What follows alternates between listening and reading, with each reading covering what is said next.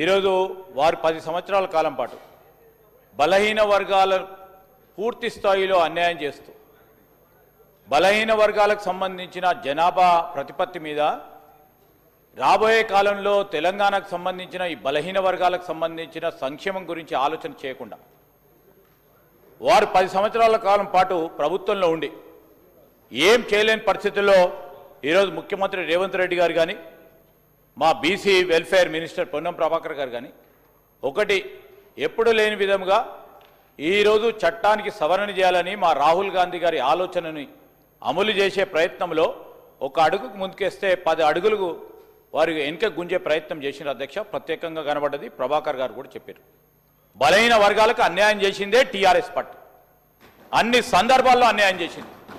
వారికేమి అధ్యక్ష నైతిక హక్కు ఉందని ఈరోజు వాకౌట్ చేసిపోతారు అధ్యక్ష. పోలీస్కి ఏం చేశారు అధ్యక్ష? పోలీస్ సంక్షేమానికి సంబంధించి కేవలం ఇన్నోవాలు సమకూర్చడమే పోలీస్ సంక్షేమం అంటే పోలీసుకు సంబంధించిన వారి మనోధైర్యాన్ని ఎప్పటికప్పుడు క్షీణించే కార్యక్రమం చేసిన వారు పోలీస్ పక్షాన మాట్లాడతారు అధ్యక్ష. వారు అదేవిధంగా ట్రాన్స్పోర్ట్కు సంబంధించి అనేక రిఫార్మ్స్ తీసుకొస్తా ఉన్నారు. ఈరోజు పారదర్శకంగా ఉండాలి, అకౌంటబిలిటీతో ఉండాలి, కరప్షన్ లేకుండా ఉండాలని రిఫార్మ్స్ తీసుకొచ్చి టెక్నాలజీని ఉపయోగించుకొని ఈ విధమైన ప్రయత్నం మా కాంగ్రెస్ పార్టీ ప్రభుత్వం చేస్తూ ఉంటే వాకౌట్ చేస్తారు అధ్యక్ష. వారికి ఏ విషయంలో చిత్తశుద్ధి లేదు అధ్యక్ష. బీఆర్ఎస్ పార్టీకి మేము చేస్తూ ఉన్న సంక్షేమం విషయంలో కానీ మేము చేపడతా ఉన్న అనేక రిఫార్మ్స్కు సంబంధించిన అంశం విషయంలో చిత్తశుద్ధి లేదు, మాట్లాడలేరు. ఇక వాకౌట్ చేయాలి, దానికి సంబంధించి ఏం చేయాలని అర్థం కాని పరిస్థితుల్లో వారు వాకౌట్ చేయడం జరిగింది అధ్యక్ష. వాకౌట్ చేస్తే మొత్తం ఈ రోజంతా వాకౌట్ చేయాలి. కేవలం దీని గురించి వాకౌట్ చేసి మళ్ళా తిరిగి వస్తామంటారు.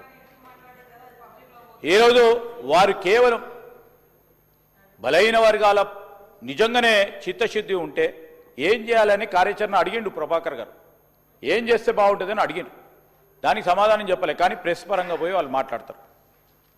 ఈరోజు మేము చేసేది క్షేత్రస్థాయిలో మార్పులు తీసుకురావడానికి, వారి ఆర్థిక సామాజిక పరిస్థితులను రాజకీయ పరిస్థితులను మెరుగుపరచడానికి చేస్తూ ఉన్న ప్రయత్నానికి నీరుగార్చకుండి మీరు చేయండి, ప్రజాస్వామికంగా మీకు హక్కు ఉంటుంది, సభాపరంగా మీరు అనుమతి ఇచ్చారు, వారు మాట్లాడారు, వాకౌట్ చేయటం జరిగింది. మేము ఈరోజు కూడా కోరుతా ఉన్నాం, కేవలం రాజకీయంగా ఉపయోగించుకోకండి. దాంతోపాటు ఈరోజు ప్రభుత్వం మా ముఖ్యమంత్రి గారు అదేవిధంగా బలహీన వర్గాలకు సంబంధించిన మంత్రి గారు చేస్తూ ఉన్న అనేక కార్యక్రమాలను కూడా చెప్పాల్సిన ధర్మం వారిపైన ఉంది. ఆర్టీసీని నీరు కార్చింది ఎవరు అధ్యక్ష? ఇప్పుడే సాంబశివరావు గారు చెప్పారు, 56 మంది చనిపోయారు అధ్యక్ష. వారి ప్రభుత్వ హయాంలో ధర్నా చేస్తూ ఉంటే 50 రోజులు ధర్నా చేస్తూ ఉంటే ఒక్కో రోజు కూడా వారితో ఎవరు మాట్లాడలే. చాలామంది ఆర్టీసీ కార్మికులు చనిపోవటం జరిగింది. ఎవరు కారణం అధ్యక్ష? ఈరోజు ఆర్టీసీని నష్టాల్లో ఉన్న ఆర్టీసీని లాభాల్లో తీసుకుపోయింది ఎవరు అధ్యక్ష? ఈరోజు కాంగ్రెస్ పార్టీ పరంగా ఈరోజు మా ప్రభుత్వం ఏర్పడిన తర్వాత ఆర్టీసీ సంస్థను లాభాల్లో తీసుకెళ్లే కార్యక్రమం ముఖ్యమంత్రి గారు పొన్నం ప్రభాకర్ గారు చేస్తూ ఉన్న ప్రయత్నాన్ని తప్పకుండా గుర్తించాల్సిన అవసరం వారిపైన ఉండే. సమీక్ష చేస్తూ ఉన్నారు, సంఘాలకు సంబంధించి వారు చెప్పడం కూడా జరిగింది. అన్ని ప్రశ్నలకు సమాధానం చెప్పిన తర్వాత వాకౌట్ చేయటం సబబు అధ్యక్ష. ప్రజలందరూ కూడా గమనిస్తూ ఉన్నారు. ఇంకా మాకు 3 ఏళ్ల సమయం ఉంది. మొదటి దశలో మళ్ళా ఇంకా 5 ఏళ్ళు కూడా ఉండబోతాం.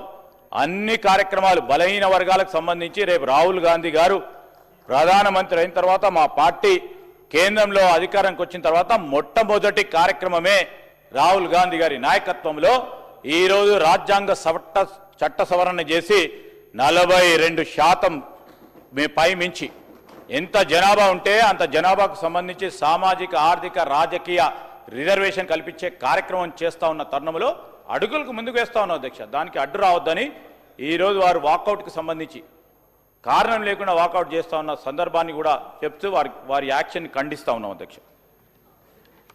I request the Minister for Panchayat Raj to give reply to the demands for grants, Panchayat Raj and demand rural development and also the demand women, child and disabled welfare.